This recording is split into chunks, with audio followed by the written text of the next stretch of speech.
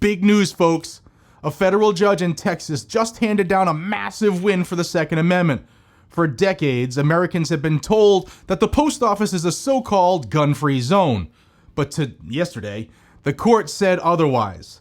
The federal government's ban on carrying firearms in ordinary post offices and on postal property has been struck down. This is a decision that could shake the foundation of federal gun restrictions, and you need to know and hear exactly what happened. Welcome back to Guns and Gadgets, your source for Second Amendment news that the mainstream media ignores. If you're new here, hit the subscribe button and join this growing freedom family and stay in the fight and stay informed. Check out this new release by TriStar Trading, the Boston Harbor Surf Team. I'm going to say it the way it's supposed to be said. The Boston Harbor Surf Team.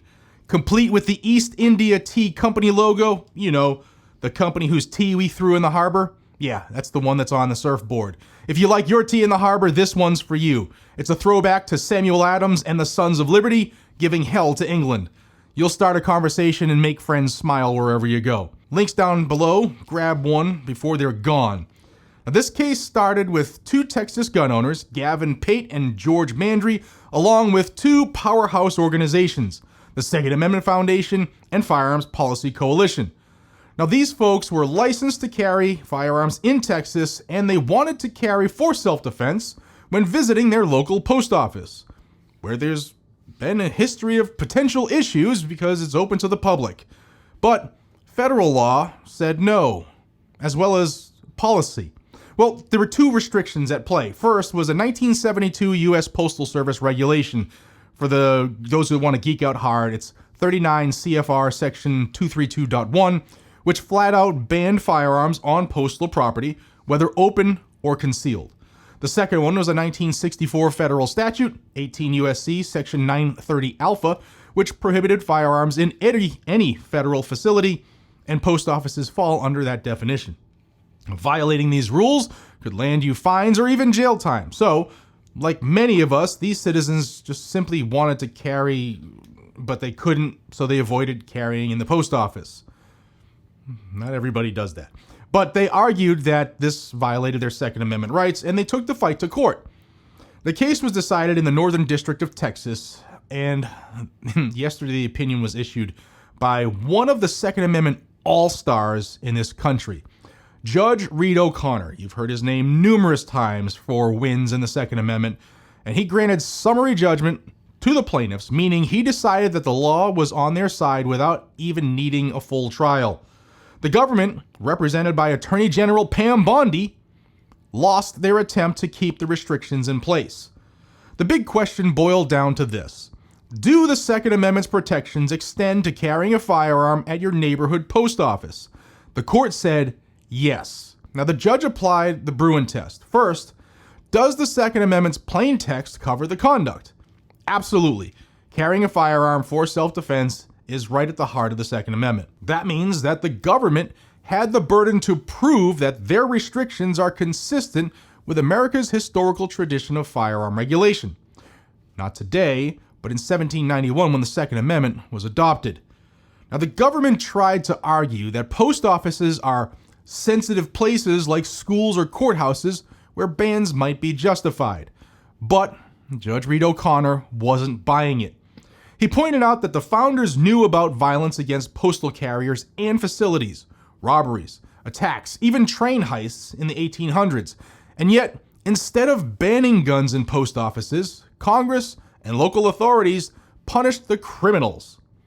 They armed mail clerks with pistols to defend themselves. That history cuts against the government's position here. Now, the court looked closely at the sensitive places doctrine. Sure, places like legislative assemblies, polling locations, and courthouses were historically treated differently because the weight of the government business required heightened security. But post offices don't fall into that same category. They're places where people send letters, pick up packages, and buy stamps. Important? Absolutely. But historically, they were often run out of general stores or even someone's home until the 1900s. And when the government finally put post offices in federal buildings, it still didn't ban firearms until the 1960s and the 1970s, nearly 200 years after the Second Amendment was ratified. That's way too late to claim some deep historical tradition. The government tried one more argument, basically saying, hey, we own the property, so we can make whatever rules we want. The Constitution's property clause gives us that authority. But Judge Reed O'Connor shot that down as well, pointing out that the government isn't a private landlord. It's a state actor bound by the Constitution. The Second Amendment doesn't magically stop at the door of a post office. The court even cited the Third Circuit, which recently said that restrictions on government property must face the same Bruin test as any other law. And Judge O'Connor said this, quote, "It is hard to envision that the founders would countenance banning firearms in the post office, particularly because they did not do so themselves. Thus, the government has not carried its burden to justify its ban on carrying in and around post offices. The court thus held that the prohibition is unconstitutional as applied to carrying firearms inside a post office or non-post office property. The court's order also blocks the federal government from enforcing its unconstitutional ban against Second Amendment Foundation and Firearms Policy Coalition members.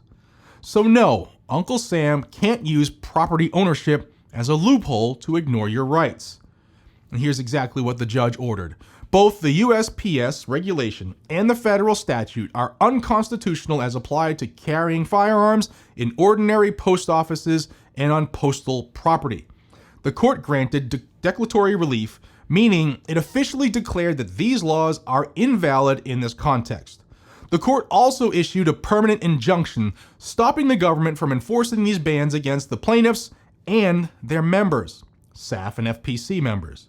Now, this ruling is limited. It only applies to ordinary post offices, meaning not those on military bases or other federal buildings with other government functions where armed security is already present. But for most Americans, that means your neighborhood post office is no longer off limits if you are a lawful carrier and a member of SAF or FPC. Now, SAF Executive Director, my buddy Adam Kraut, said, "As we've stated, throughout this case, there is no historical tradition of banning firearms at post offices, and peaceable Americans all over the country should not be forced to choose between using basic postal services and the exercise of their fundamental rights. Today's ruling is an encouraging step towards restoring these rights." Well said, bud. SAF founder and Executive Vice President Alan Gottlieb said, quote, "There is no historical analog to justify a ban on carrying a firearm on postal property, and we are pleased the court rightly saw through this thinly veiled attempt at preventing citizens from fully exercising their constitutional rights." And FPC President Brandon Combs said, "As we've said all along, governments cannot ban weapons in unsecured public spaces, full stop. For too long, peaceable people have been threatened with prosecution simply for carrying weapons for self-defense while mailing a package or buying stamps. That ends here. The Second Amendment simply does not permit governments to invent new so-called gun-free zones wherever they please." Spot on. Now, of course, the fight isn't over, right? Reed O'Connor, the judge, is a district court, and the government will most certainly appeal this ruling. It could go up to the Fifth Circuit, but maybe even the Supreme Court down the line. But for now, this is a huge victory. It's a reminder that when citizens and organizations like SAF and FPC push back, the courts can still uphold our rights. Why are you not a member of SAF or FPC? Ask yourself that. It costs less money than a pizza nowadays, the way costs are rising in this country. Skip a pizza, join a group, help the fight, and I guess benefit from their victories. Now, this ruling here tears a hole in the idea that federal government can arbitrarily declare entire categories of everyday locations to be gun-free zones without historical justification. This isn't just about the post office. The reasoning here could ripple out to other so-called gun-free zones across the country, and that's the big part. There's no solid historical tradition backing up a ban, and courts following Bruin have to strike it down. We're talking about a potential domino effect. Federal buildings, state-imposed sensitive places, there's lots of those. Maybe even local restrictions. Every one of them is now subject to the same tough scrutiny. This is why we stay in the fight. because every win chips away at unconstitutional overreach. Just like they've tried to kill the Second Amendment, death by 1,000 cuts. Well, here we're chipping away at that to win our rights back. But the government won't back down without a fight, which is why groups like SAF, FPC, GOA, NAGR, yes, even the new version of the NRA, all you insert your group here that you support. Support them. There are links in the descriptions of every one of my videos for some of the ones that I support and think you should too. So check them out. I don't get anything out of it when you join. Now make sure you share this video, spread the word, and let people know what just happened. Victories like this one do not happen in a vacuum. They happen because people like you stay engaged and organizations like SAF and FPC keep pushing. Drop a comment down below. Should the post office ever have been considered a gun-free zone in the first place? I want to hear what you think.